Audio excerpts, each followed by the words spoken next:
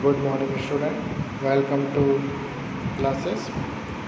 So let's start today's topic. तो जो आज का हमारा टॉपिक है chapter second, components of food, यानी कि हमारे भोजन में कौन कौन से कंपोनेंट्स, कौन कौन से थिंग्स, कौन कौन से इंग्रेडिएंट्स, कौन कौन से न्यूट्रिएंट्स प्रेजेंट होते हैं और हमें उनके बारे में डिटेल में पढ़ना है इस चैप्टर में।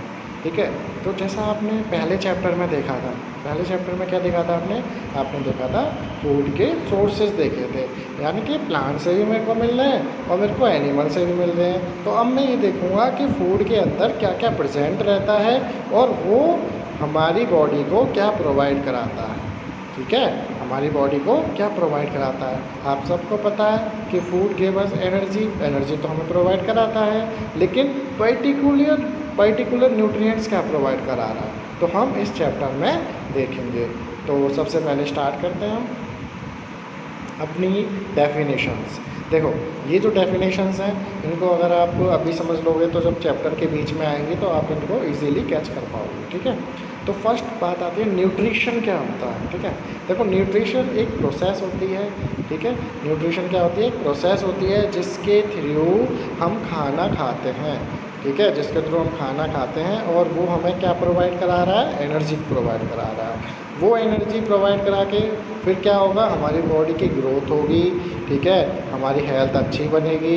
तो डेफिनेशन क्या हो गई कि nutrition is a process of taking the food for utilization of the energy, यानी कि फूड को टेक करना क्यों करना, एनर्जी का यूटिलाइजेशन होने के लिए, एनर्जी बनने के लिए। एनर्जी हमारी बनेगी बॉडी के अंदर, उस एनर्जी से आप कोई काम कर पाओगे, आपकी ग्रोथ होगी, आपकी हेल्थ अच्छी होगी। ठीक है, तो ये कहलाती है आपकी न्यूट्रिशन। अब सेकंड, न्यूट्रिएंट्स। देखो न्यूट्रिएंट्स क्या होते हैं, these are the components of food which give you the energy and help in growth. Nutrients क्या होते हैं, वो सारे तत्व जो आपको एनर्जी प्रोवाइड कराते हैं, जो फूड के अंदर रहते हैं, जो ग्रोथ के लिए रेस्पॉन्सिबल है। ठीक है, वो कहलाते हैं आपके न्यूट्रिएंट्स। फिर आता है मिनरल। देखो मिनरल्स क्या होते हैं, ये सॉल्ट होते हैं। किसके सॉल्ट होते हैं, मेटल्स के और नॉन मेटल्स के। ठीक है, which is needed for normal functioning of our body. आपको पता है कि हमारी बॉडी में सॉल्ट्स की कमी हो जाती है, मिनरल्स की कमी हो जाती है। ठीक है, तो हम बीमार पड़ जाते हैं, हमारी बॉडी फंक्शन अच्छे से नहीं कर पाती है। तो normal functioning of our body के लिए हमें क्या ज़रूरत है, मिनरल्स की ज़रूरत है। ये भी हमारे किस में होते हैं, हमारे खाने के अंदर होते हैं। फिर बात आती है रफेज की। देखो रफेज क्या होता है, रफेज हमारा इनडाइजेस्टिबल फूड होता है, यानी कि जो डाइजेस्ट नहीं हुआ है। देखो आप खाना खाते हो, ठीक है, आप खाना खाते हो तो उसका 90% आपका जो पार्ट है वो डाइजेस्ट हो जाता है, उससे हमारी एनर्जी बनती है, किसी से एंजाइम्स बननी है, कोई विटामिन्स बना रहा है, कोई मिनरल्स कुछ बना रहा है। ठीक है, लेकिन कुछ पार्ट होता है जो अनडाइजेस्टेड रहता है। कुछ पार्ट जैसे वेस्ट मटेरियल, जो ह्यूमन बीइंग का जो वेस्ट मटेरियल है उसको हम क्या बोलेंगे, रफेज। ठीक है, फिर बात आती है बैलेंस डाइट की। देखो बैलेंस का मतलब क्या होता है, मतलब समान रहना। एक ऐसी डाइट, एक ऐसा खाना जिसके अंदर सारे न्यूट्रिएंट्स प्रेजेंट हो। कौन कौन से न्यूट्रिएंट्स, कार्बोहाइड्रेट भी हो, मिनरल्स भी हो, विटामिन्स भी हो, और एक भरपूर मात्रा में हो, सही मात्रा में हो। ये ना कि मिनरल ज़्यादा है या फिर आपके कार्बोहाइड्रेट ज़्यादा हैं। ठीक है, यानी कि बैलेंस डाइट हम उस डाइट को बोलेंगे जिसमें सारे न्यूट्रिएंट्स प्रेजेंट हों राइट प्रोपोर्शन में। अब बात आती है माल न्यूट्रिशन की। देखो माल न्यूट्रिशन क्या होता है कि एक ऐसी डाइट जिसमें न्यूट्रिएंट्स नहीं है। ठीक है, एक ऐसी डाइट, एक ऐसा खाना जिसमें 2-4 न्यूट्रिएंट्स की कमी हो जाती है, जिसकी वजह से वीकनेस आ जाती है। अब आप सोचो, आपने कुछ खाना खाया फिर भी आपको लग रहा है कि यार वीकनेस हो रही है मेरे को, मतलब ऐसा खाना खाया जिसमें न्यूट्रिएंट्स ही नहीं है। फॉर एग्जांपल आप फास्ट फूड खाते हो, फास्ट फूड में कोई प्रोटीन्स वगैरह नहीं होती हैं, वो आपकी बॉडी के अंदर वीकनेस प्रोवाइड कराती हैं। ठीक है, तो वो कंडीशन क्या कहलाती है, माल न्यूट्रिशन, यानी कि diet which is lack of one or more nutrient. या तो कार्बोहाइड्रेट की कमी होगी, या फिर प्रोटीन की कमी होगी, या फिर मिनरल्स की कमी होगी। ठीक है, अब प्रोटीन एनर्जी माल न्यूट्रिशन, प्रोटीन एनर्जी माल न्यूट्रिशन किसको बोलते हैं?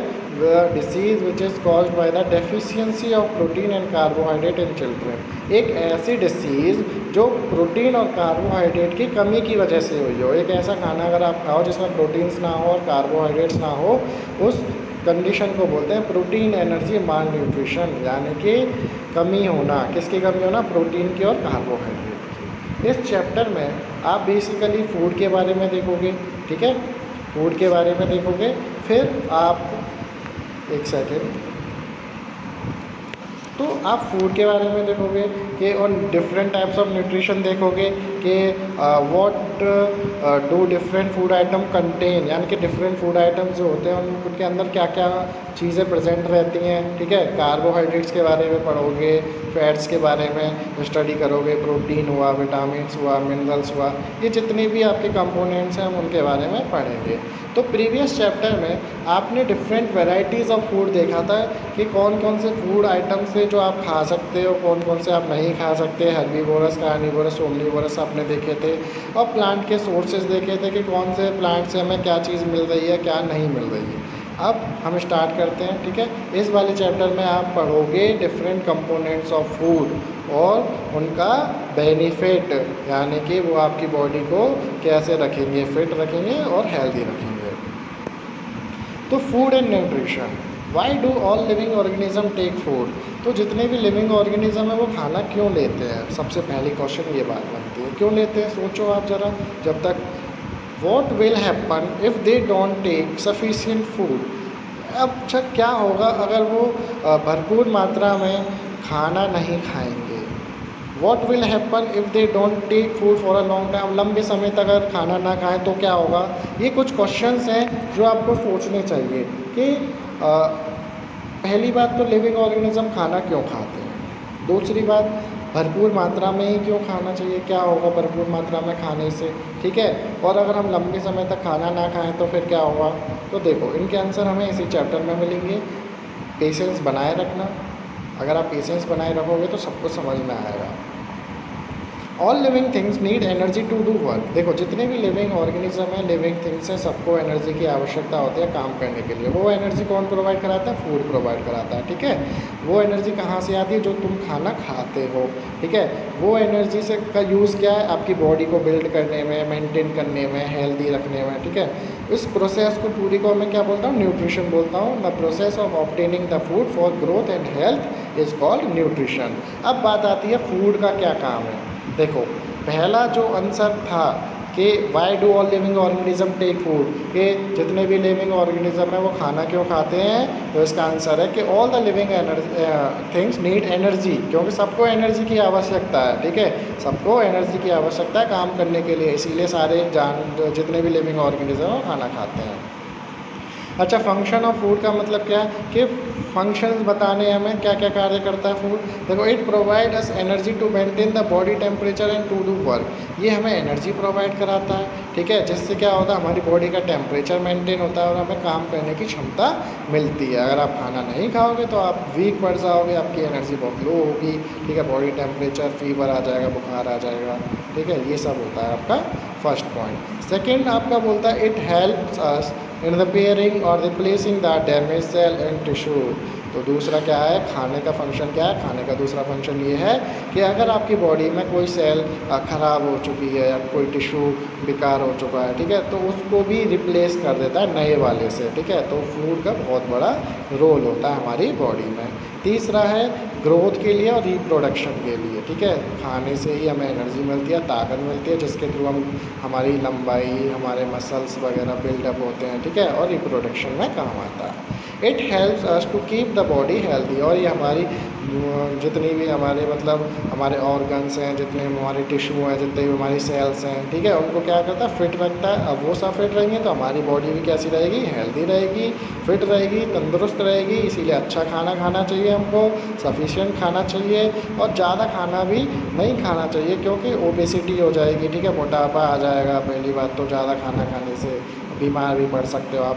तो आप खाना खा रहे हो तो अच्छी मात्रा में अच्छी बैलेंस डाइट लीजिए, ब्रेकफास्ट करिए, ठीक है, लंच करो, फिर डिनर करो, और भरपूर मात्रा में आपको न्यूट्रिएंट्स लेने चाहिए। अब बात आती है what do different food atom contain. Different food items क्या क्या कंटेन करके रखते हैं, क्या क्या होता है उसमें। देखो components of food and their function in the body, इस वाले पैराग्राफ में हम पढ़ेंगे डिफरेंट कंपोनेंट्स ऑफ फूड और उनके फंक्शंस पढ़ेंगे, ठीक है।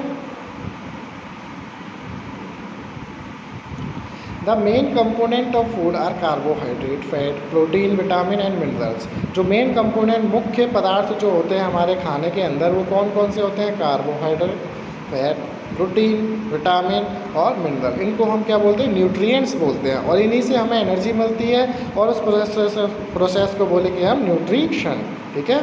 इन एडिशन टू दिस, इनके अलावा भी कुछ डाइटरी फाइबर्स, कुछ वाटर, कुछ मिनरल सॉल्ट्स, ये भी प्रेजेंट रहते हैं हमारे किसमें, फूड के अंदर, ठीक है। तो अब ये टेबल दी गई है तुम्हें, देखो एनर्जी गिविंग फूड।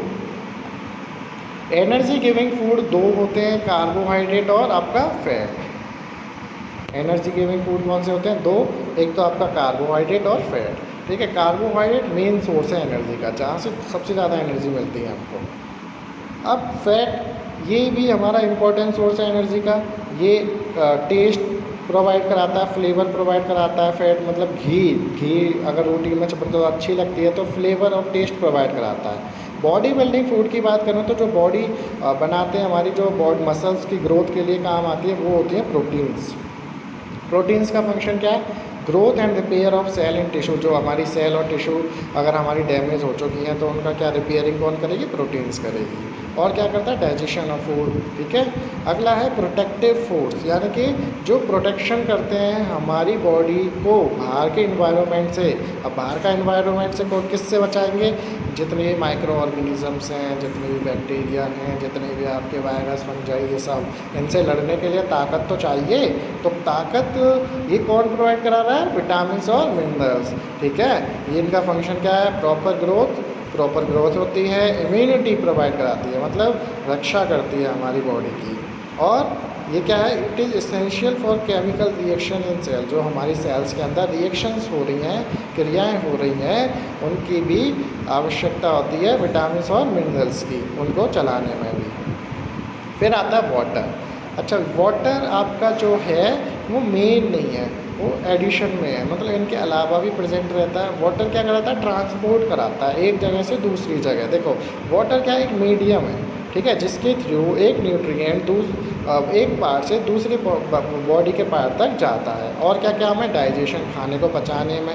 और क्या काम है, एक्सक्रीशन, जो आप टॉयलेट करते हो तो वहाँ से जितना भी गंदगी है वो सब निकल जाती है वाटर के थ्रू, ठीक है।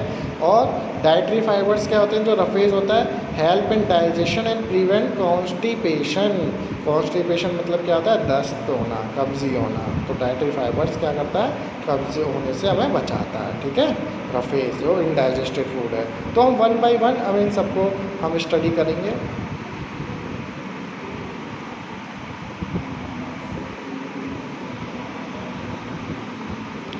तो फर्स्ट है हमारा कार्बोहाइड्रेट। देखो कार्बोहाइड्रेट जैसा इसका नाम है वैसा ही इसका काम है, ठीक है। कार्बोहाइड्रेट इसके अंदर ये तीन चीज़ों से मिलके बना है। कौन कौन, कार्बन, हाइड्रोजन, ऑक्सीजन, ठीक है। जैसा इसमें लिखा है, carbohydrates are the compound which is made up of carbon, hydrogen and oxygen.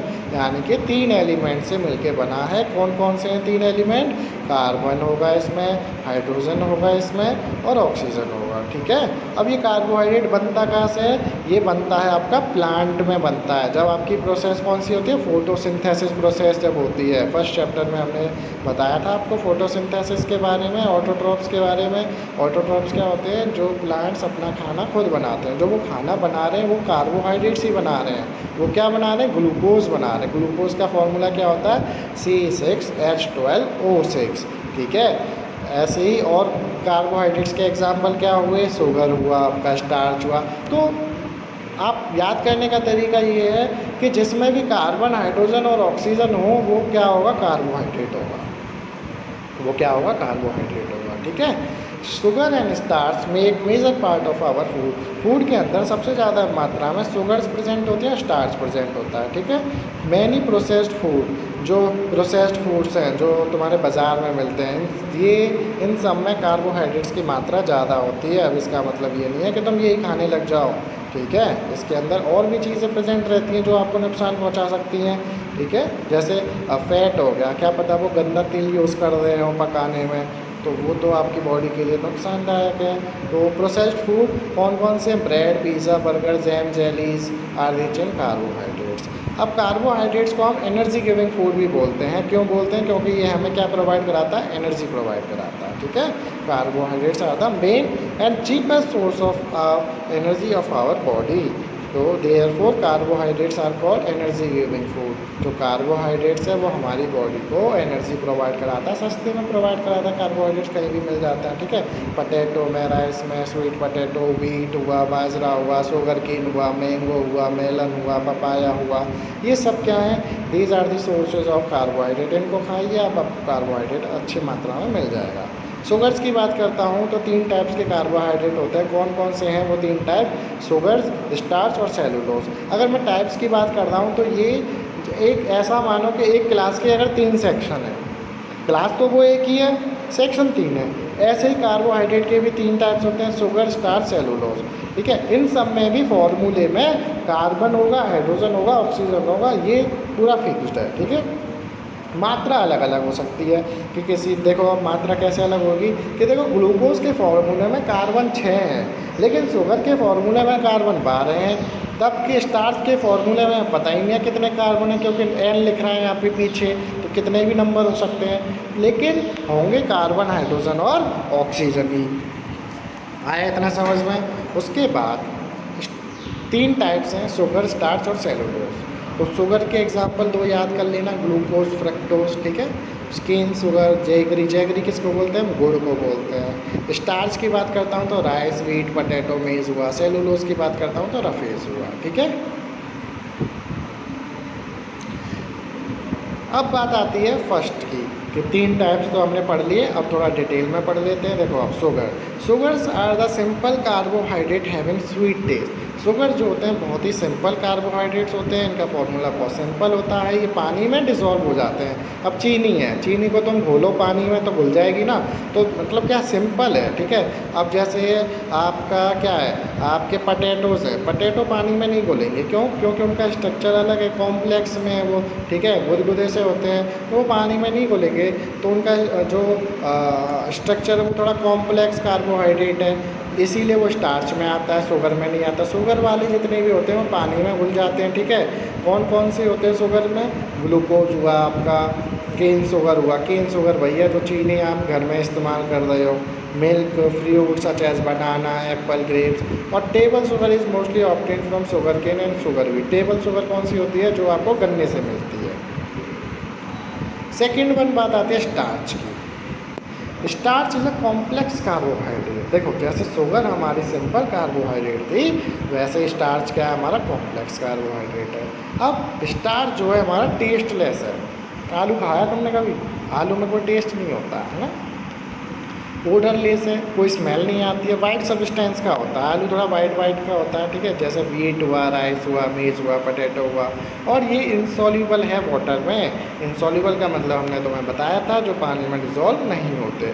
गेहूँ पानी में डिज़ोल्व हो जाएंगे? नहीं होंगे, है ना। और राइस नहीं होंगे। तो स्टार्च की जो कैटेगरी में जो आते हैं कार्बोहाइड्रेट, वो डिज़ोल्व नहीं होते पानी में। अगला है सेलुलोज। सेलुलोज उससे भी ज़्यादा कॉम्प्लेक्स है। देखो सबसे पहले शुगर, फिर स्टार्च, उसके बाद आता है सेलुलोज। सेलुलोज आपका टेस्टलेस होता है, ठीक है। जैसे रुई है, कॉटन है, वुड है, लकड़ी है, ठीक है। अभी इनको खाने मत लग जाना कि सन ने बताया था इसमें कार्बोहाइड्रेट होता है लकड़ी में, तो लकड़ी खाने लग जाओ। प्लांट की सेल वॉल है, प्लांट की सेल वॉल मतलब पत्तियाँ, ठीक है। अभी जब बड़ी क्लास में आ जाओगे तब पता चलेगा। तो ये थे आपके 3 टाइप्स। अब बात आती है डाइजेशन ऑफ कार्बोहाइड्रेट, यानी कि कार्बोहाइड्रेट्स का पचाव कैसे होता है हमारी बॉडी के अंदर। कैसे हमें एनर्जी मिलती है। तो देखो during the process of digestion, जैसे ही आप कोई खाना खाते हो जिसमें कार्बोहाइड्रेट प्रेजेंट है, जब मान लो स्टार्च और शुगर, वो कन्वर्ट किस में हो जाते हैं, ग्लूकोज में कन्वर्ट हो जाते हैं। क्यों कन्वर्ट हो जाते हैं, क्योंकि ग्लूकोज सबसे सिंपल है। सिंपल इसलिए है क्योंकि वो पानी में डिज़ोल्व हो जाता है, और अगर पानी में डिज़ोल्व हो रहा है तो पानी क्या करेगा, उसको बॉडी के डिफरेंट पार्ट्स में ले जाएगा। मानो लेग में ले जाएगा, हैंड में ले जाएगा, पूरे डिफरेंट पार्ट्स में ले जाएगा। ठीक है, तो glucose is then absorb by blood and transported to various parts of the body during respiration. जब रेस्पिरेशन हम सांस लेते हैं तो part of glucose get oxidise to carbon dioxide and water and energy is release. देखो क्या होता है कि जो ग्लूकोज है, ग्लूकोज क्या है, आपका कार्बोहाइड्रेट है। जैसे ही ये ऑक्सीजन के साथ मिलता है तो क्या बना लेता है, ये कार्बन डाइऑक्साइड, और वो कार्बन डाइऑक्साइड तो आप नाक से निकाल देते हो, और क्या बनाता है, वाटर बनाता है, और बनाता है एनर्जी, जो सबसे ज़्यादा इम्पॉर्टेंट है। एनर्जी, इसी से तो आप काम कर पा रहे हो। अब आया समझ में कि कार्बोहाइड्रेट्स का डाइजेशन कैसे होता है, कि ग्लूकोज ऑक्सीजन के साथ रिएक्ट करके कार्बन डाइऑक्साइड बना लेगा, और वाटर बना लेगा, और एनर्जी बना लेगा। कार्बन डाइऑक्साइड आप नोज़ के थ्रू बाहर रिलीज़ कर दोगे, वाटर आपके अंदर ही रहेगा, और एनर्जी आपको काम करने की क्षमता देगी। अब ये तो सब ग्लूकोज का था। अब बताइए अगर सेलुलोज हुआ या फिर स्टार्च हुआ, देखो उनके प्रोसेस भी यही है, सेम प्रोसेस रहेंगे। ठीक है, बस रिएक्शन अलग अलग हो जाएगी। सबसे पहले क्या होता है कि जितने भी स्टार्च और शुगर्स होती हैं वो ग्लूकोज में टूटना चाहती हैं अपने आप को। वो उनको कौन तोड़ेगा, हमारे शरीर के अंदर एंजाइम्स प्रेजेंट रहती हैं, वो उनको ब्रेक करेंगी। तो अभी आपको बस याद यही रखना है कि ग्लूकोज ऑक्सीजन के साथ रिएक्ट करके कार्बन डाइऑक्साइड बना लेगा, वो आपकी बाहर निकल जाएगी, वाटर और एनर्जी आपके निकलेंगे, एनर्जी से आप काम करने की क्षमता आपको बढ़ेगी। अब ये है एक लैब का टेस्ट, लैब का टेस्ट यानी कि टेस्ट फॉर स्टार्च। आपको पता करना है कि किसी भी फूड आइटम में कार्बोहाइड्रेट प्रेजेंट है या नहीं है। तो वो आप कैसे टेस्ट करोगे, कैसे एक्सपेरिमेंट करोगे। तो एक्सपेरिमेंट कैसे करोगे, देखो take a small piece of food, आपने फूड लिया and crush it with a small quantity of water, और उसको वाटर में क्या कर लिया, डिज़ोल्व कर लिया। ठीक है, boil it for 1 minute and cool, और उसको हमने गर्म किया। उसके अंदर हम आयोडीन सॉल्यूशन की ड्रॉप्स डालेंगे। जैसे आयोडीन की एक बोतल आती है, आयोडीन की एक बोतल आती है, जैसे आपने नील की बोतल आती है, जैसे कपड़े धोते हैं कपड़े नीले हो जाते हैं, ऐसे आयोडीन की भी एक बोतल आती है, उसको हम लेकर आएंगे। ठीक है, उस आयोडीन की बोतल से हम 1 ड्रॉप आयोडीन डालेंगे। क्या डालेंगे, आयोडीन की ड्रॉप डालेंगे। आयोडीन का कलर कैसा होता है, येलो कलर का होता है। देखो आपने दिख रहा है आयोडीन इसने डाला तो जो सॉल्यूशन का कलर होगा ना वो ब्लू कलर का हो जाएगा, और अगर वो ब्लू कलर का हो गया तो आप पहचान लेना कि इसमें कार्बोहाइड्रेट प्रेजेंट है। और ब्लू नहीं हुआ तो इसमें कार्बोहाइड्रेट प्रेजेंट नहीं है। ठीक है, तो ये हो गया टेस्ट कि to test for the presence of starch in a food material, if the solution will become blue, तो उसमें कार्बोहाइड्रेट प्रेजेंट है, और अगर उसमें उसका कलर ब्लू नहीं हुआ तो उसमें कार्बोहाइड्रेट प्रेजेंट नहीं है। तो किससे पता चला, आयोडीन के सॉल्यूशन से पता चला। अगर तुमसे कोई पूछता है तो आप बता देना कि हम खाना लेंगे, पानी में डालेंगे, घोल बनाएंगे, घोल बनाने के बाद एक आयोडीन की ड्रॉप डालेंगे, वो अगर कलर चेंज हो गया तो उसमें है, और नहीं हुआ कलर चेंज तो नहीं है। सिंपल सी बात है।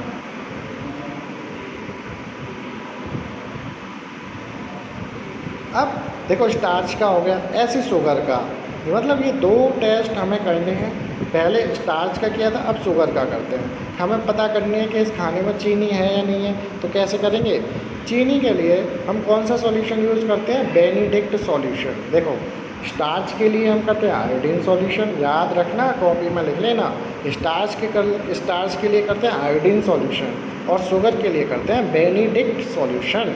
तो हम क्या करेंगे, अपने खाने को फिर से क्रश करेंगे, पानी में डिज़ोल्व करेंगे, और इसमें बेनिडिक्ट सॉल्यूशन की ड्रॉप्स डालेंगे। क्या डालेंगे, बेनिडिक्ट सॉल्यूशन की ड्रॉप्स। अगर रेड कलर बन गया तो उसमें सॉल्यूशन में शुगर है प्रेजेंट, और अगर नहीं बना तो शुगर प्रेजेंट नहीं है। इतना सिंपल है ना। उसमें ब्लू कलर बनना था, इसमें रेड कलर बनना है। ये डिपेंड करता है सॉल्यूशन के ऊपर। तो इतना आपको समझ में आया होगा। हमने पढ़ा कार्बोहाइड्रेट्स के बारे में पढ़ा, ठीक है, कार्बोहाइड्रेट्स के बारे में पढ़ा, एनर्जी गिविंग फूड होते हैं शुगर, स्टार्च और सेलुलोज के बारे में देखा हमने। अच्छा, ह्यूमन बॉडी जो होती है वो सेलुलोज को डाइजेस्ट नहीं कर पाती, इसीलिए हमने शुगर और स्टार्च पढ़े हैं। देखो 3 थे ना, शुगर, स्टार्च और सेलुलोज। तो सर आप बोलोगे सर आपने शुगर समझा दिया, स्टार्च समझा दिया, सेलुलोज नहीं समझा। तो सेलुलोज मैं इसलिए भी नहीं समझा रहा हूँ क्योंकि सेलुलोज ह्यूमन बॉडी नहीं खा पाती। हम कॉटन खाते हैं, रुई खाते हैं, हम नहीं खाते ना, लकड़ी खाते हैं, नहीं खाते, प्लांट सेल खाते, पत्तियाँ खाते हैं कोई, हम नहीं खाते ना, तो हम इसको अभी क्यों पढ़ें। सेलुलोज हम नहीं खाते हैं, लेकिन ये कार्बोहाइड्रेट है, ठीक है, इसीलिए। अब कुछ क्वेश्चंस हैं, कुछ क्वेश्चंस कर लेते हैं कि विच component of food prevent constipation. कौन सा फूड बताता है कॉन्स्टिपेशन से, बताओ जल्दी। अभी बताया था रफेज। एनर्जी गिविंग फूड के 2 कंपोनेंट के नाम बताने हैं, तो कौन कौन से हैं 2 कंपोनेंट, जल्दी बताओ। स्टार्च हो गया और क्या हो गया, शुगर। 3 टाइप बताने कार्बोहाइड्रेट्स के, कौन कौन से हैं, शुगर, स्टार्च और cellulose. Name 1 source each of the following. Sugar कहाँ से मिलती है, गन्ने से मिलती है, नाम लिख दो। स्टार्च पोटैटो से मिल देता है। अच्छा, which of the carbohydrate give blue colour with iodine solution. कौन सा कार्बोहाइड्रेट ब्लू कलर का सॉल्यूशन देता है, अभी बताया था, स्टार्च। कौन सा देता है, स्टार्च। नेक्स्ट है आपका फैट। तो आई होप आपको ये इतना समझ में आया होगा कार्बोहाइड्रेट्स का जितना भी पोर्शन है, ठीक है। हमने देखे डिफरेंट न्यूट्रिएंट्स देखे, फिर उनके फंक्शंस देखे, फिर हमने देखा कार्बोहाइड्रेट्स के बारे में पढ़ा, फिर हमने देखा कितने टाइप्स के कार्बोहाइड्रेट्स होते हैं, फिर हमने टेस्ट देखे, स्टार्च का देखा और किसका देखा, शुगर का देखा। तो आज के लिए बस इतना ही। आगे का जितना भी पोर्शन है वो हम कल पढ़ाएंगे, ठीक है। अगर आपको ये वीडियो अच्छी लगी होगी तो इस वीडियो को लाइक करें, शेयर करें और चैनल को सब्सक्राइब ज़रूर कर देना। देखो चैनल को सब्सक्राइब करोगे तभी तो आपको पता चलेगा कि मैंने वीडियो डाल दी है ना, तभी तो आप जल्दी जल्दी पढ़ पाओगे। तो चैनल को ज़रूर सब्सक्राइब कर देना, ठीक है। और वीडियोस आती रहेंगी आपकी, और डेली अच्छे से पढ़ाई करना। एक्सरसाइज भी मैं करवा दूंगा, क्लास वर्क सब कुछ, होमवर्क सब कुछ टाइम टू टाइम होगा। अपना ध्यान रखना और खाना खाते रहना। खाने वाले चैप्टर पढ़ रहे हो आप वैसे भी, तो अच्छी डाइट लेना, ठीक है। तो आज के लिए बस इतना ही। Thank you.